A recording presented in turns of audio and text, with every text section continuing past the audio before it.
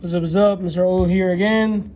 Today we're gonna do the conversion of standard form to vertex form. In the previous video, we learned what standard form looks like in vertex form, but I'm gonna do it again. Standard form is y is equal to ax squared plus bx plus c. For some textbook, they put it ax squared plus bx plus c is equal to 0. One of those two is fine with me, as long as you know what's a, b, and c. And for the vertex form, it's only one, y is equal to ax minus h squared plus k. It's kind of cool, like where's the h and k come from an a, b, and c, right?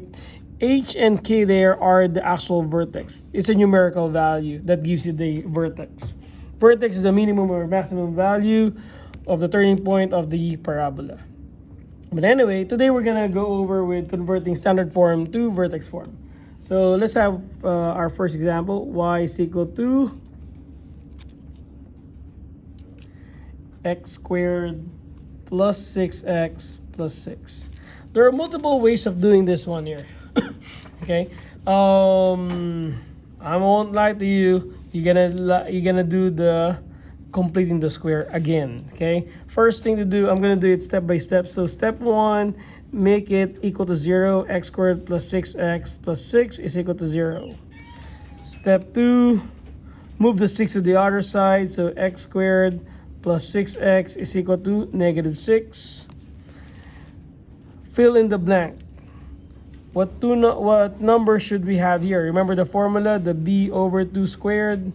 The b there is 6. Divide by 2 and square it. That gives you a 3. Squared, this will be 9, plus 9 there, plus 9 there.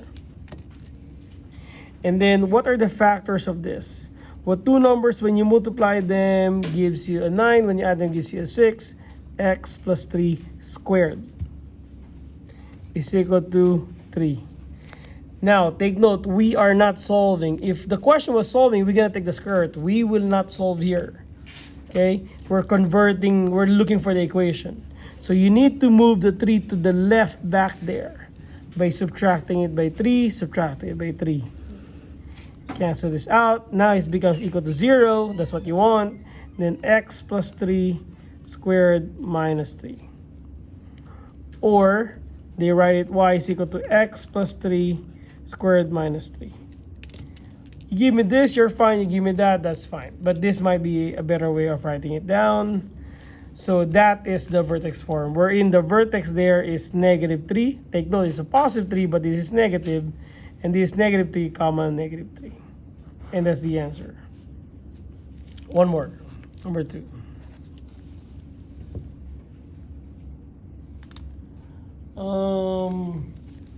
Y is equal to x squared minus 2x plus 5. Again, the first step is to set it equal to 0. X squared minus 2x plus 5 is equal to 0. Next step is that you move the 5 to the right. X squared minus 2x is equal to negative 5. And then you identify what's missing here.